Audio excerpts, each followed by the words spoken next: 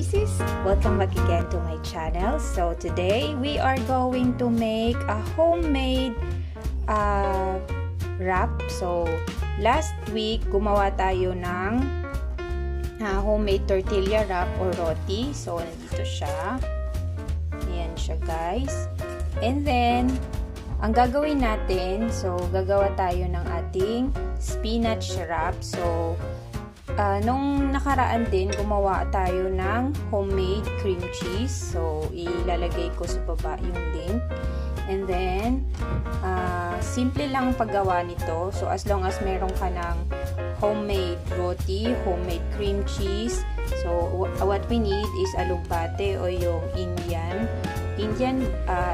spinach or yung vine spinach. So, grated garlic. So, granate ko siya para kumbaga hindi mo buong makakain yung garlic pero nandun yung lasa ng garlic.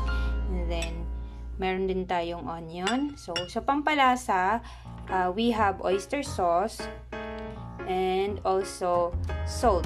So yun lang, and olive oil para sa pag-isa ng ating alugbati. Lagyan natin yung ating kawali, yung ating spinach. So lagay lang tayo ng konting olive oil. May amoy din kasi talaga tong olive oil. Just like sesame oil, mabango siya. So, agad lang naman ito guys.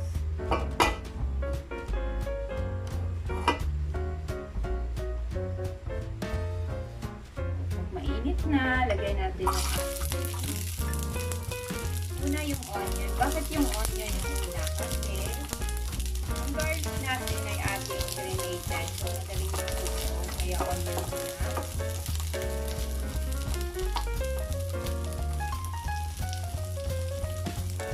And yung ating garlic. 2 cloves of garlic grated.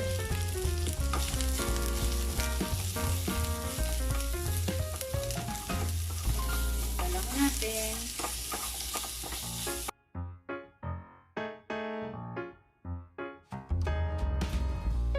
Tagalin, lagay natin yung ating spinach.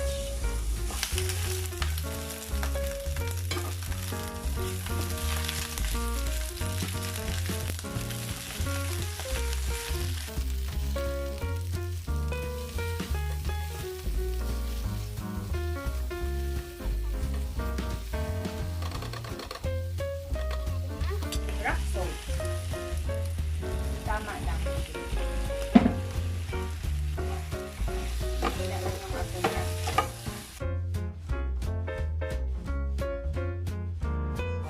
Ito medyo maamoy itong ating vine spinach o alugbati. So, pampalasa, lagyan natin ng konting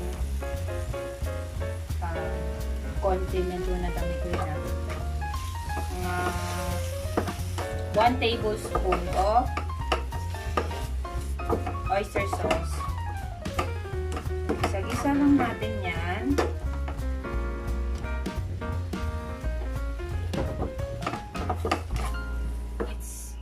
Luto na yung ating alugbati. Ayan, medyo fresh pa ang kanyang itsura. Itatabi lang. Nag-assemble na tayo guys. So, simple lang. Ayan. Dito yung ating pita bread. So, dito ko siya ilalagay. And then, una, lalagyan natin ng cream cheese. Lagyan lang natin ng cream cheese.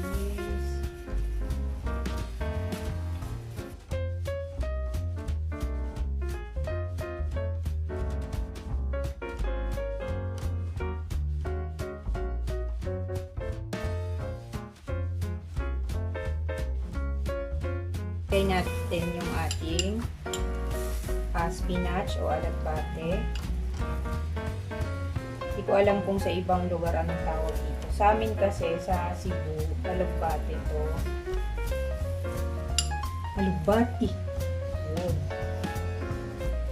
Dito lang na side ang lalagyan natin. Kabila.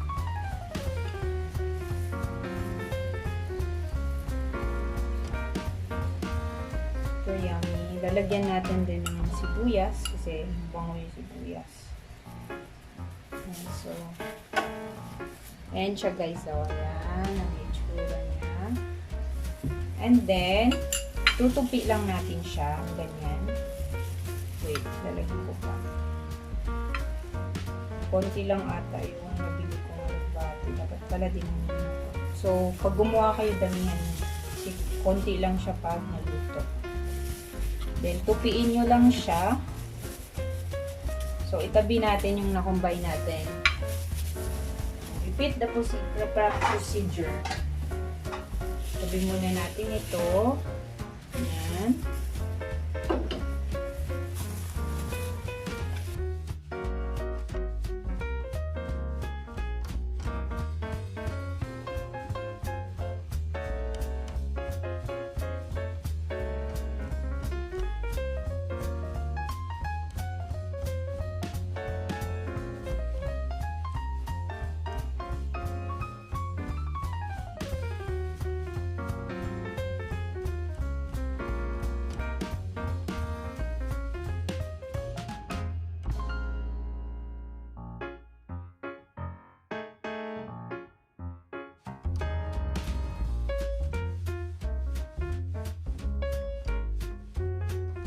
Ayan siya guys. And then, the next steps ay i-grill natin siya sa ating grilling pan. So, ayan.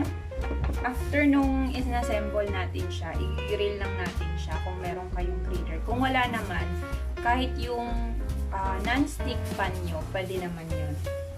So, iinit.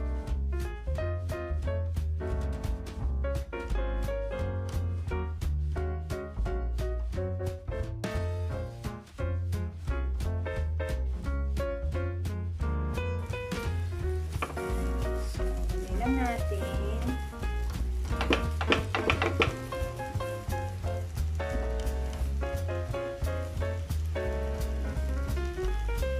So, after 2 minutes, tignan natin kung may grilled mark na ba. And then, pwede na natin i-baliktad.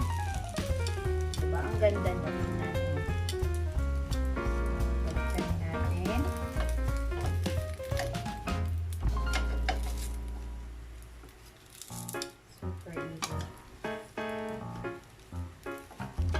Malamig kasi yung ating tortilla kasi galing siya sa ref. Initin lang natin.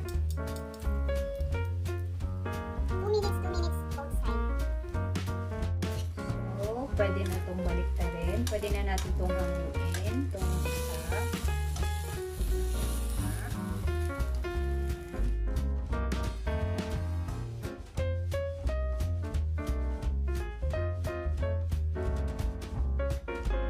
Ayan na guys, natapos na in less than 10 minutes. Meron na tayong homemade wrap, alugbati or spinach wrap. So lahat yan homemade. So i-click ko na, ilagay ko na rin yung link ng ating paggawa ng ating homemade tomato tortilla wrap o roti, and then yung homemade natin na cream cheese. And yun guys, so you can dip it, choice nyo kung i-dip nyo sa mayonnaise or masarap din siya sa tomato sauce na maanghang. Lagyan nyo ng konting sriracha or garlic sauce. Masarap din siya. So, napakadali lang at mura pa. So, ayan guys, please support my channel by clicking the subscribe button and then click nyo na rin ang notification bell para every time na may bago akong upload ay updated kayo. God bless you and keep you safe always. See you again on my next vlog.